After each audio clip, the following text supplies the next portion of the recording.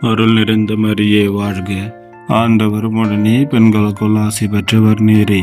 உம்முடைய திருவயிற்றின் கனியமான இயேசுவும் ஆசி பெற்றவரே. புனித மரியே, இறைவனின் தாயே, பாவிகளாயிருக்கிற எங்களுக்காக இப்பொழுதும் எங்கள் இறப்பின் வேளையிலும் வேண்டிக் கொள்ளும். ஆமேன்.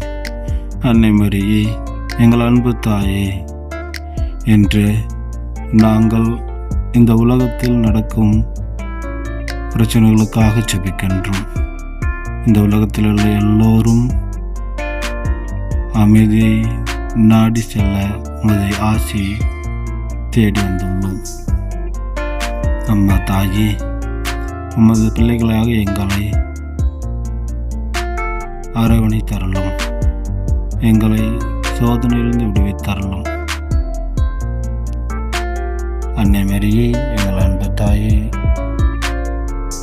எங்களுக்காக வேண்டிக் கொள்ளும்.